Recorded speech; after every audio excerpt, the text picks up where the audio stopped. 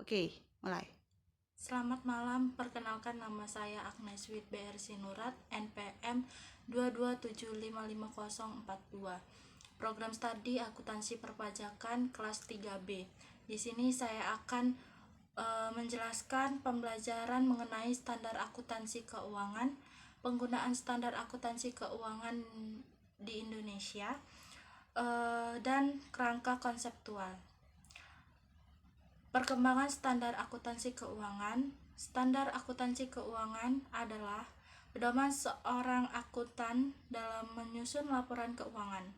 Standar akuntansi keuangan itu dikeluarkan oleh Ikatan Akuntan Indonesia yang berwenang di dalam mengeluarkan standar akuntansi keuangan melalui Dewan Standar Akuntansi Keuangan.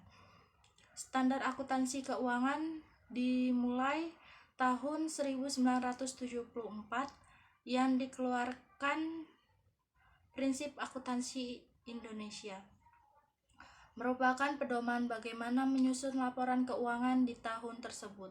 Di tahun 1994, Ikatan Akuntan Indonesia di dalam menyusun SAK mulai mengadopsi dari International Accounting Standard PSAK di tahun 1994, kemudian di tahun 2008 berkomitmen mendukung IFRS International Financial Reporting Standard sebagai standar akuntansi keuangan global. IFRS berkembang di tahun 2012. PSAK selalu melakukan update terhadap standar-standar yang baru, muncul standar baru 2015, 2018, 2020. Secara besar perkembangan standar akuntansi keuangan dimulai dari tahun 1974. 1994 muncul PSAK. 2010 konvergensi IFRS efektif harus dilaksanakan di tahun 2022. Standar akuntansi keuangan di Indonesia. Yang pertama, pernyataan standar akuntansi keuangan dijadikan bagi perusahaan besar, terutama perusahaan-perusahaan yang terdaftar di Bursa Efek Indonesia. Yang kedua, standar akuntansi entitas privat atau SAKEP digunakan oleh perusahaan-perusahaan besar tetapi tidak terdaftar atau terdata di Bursa Efek Indonesia, atau perusahaan-perusahaan menengah yang tidak mau menggunakan SAK EMKM. Yang ketiga, standar akuntansi entitas mikro, kecil, menengah digunakan oleh perusahaan-perusahaan mikro, perusahaan-perusahaan kecil, dan perusahaan-perusahaan menengah yang salah satu ukurannya adalah penjualannya kurang dari 50 miliar boleh menggunakan SAK EMKM. Yang keempat adalah standar akuntansi syariah. Mengatur transaksi syariah. Terus pelaporan organisasi syariah diterapkan bersama dengan PSAK, SAK etap atau SAKAP, SAK EMKM tergantung entitasnya. Yang kelima, standar akuntansi pemerintahan atau SAP digunakan untuk entitas pemerintah pusat dan daerah dalam menyusun laporan keuangan.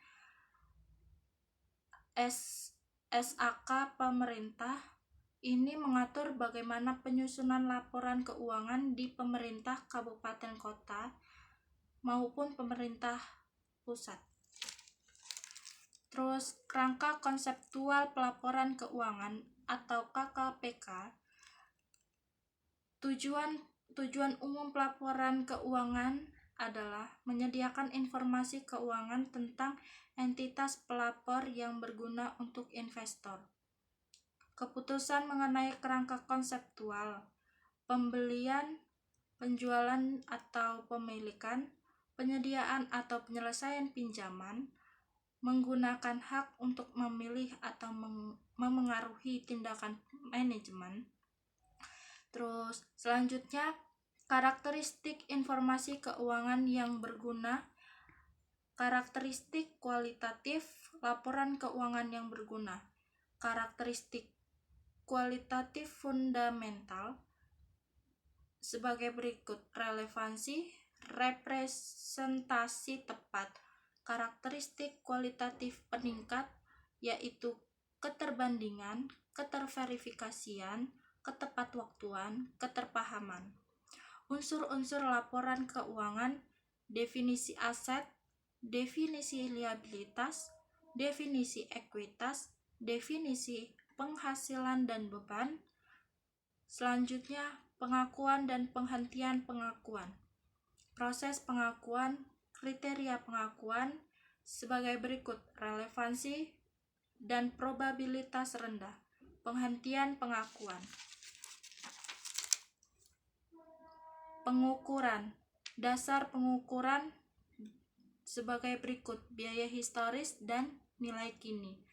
Faktor yang dipertimbangkan saat memilih dasar pengukuran yaitu relevansi, representasi tepat, karakteristik kualitatif, faktor khusus, lebih dari satu dasar pengukuran. Sekian dan terima kasih.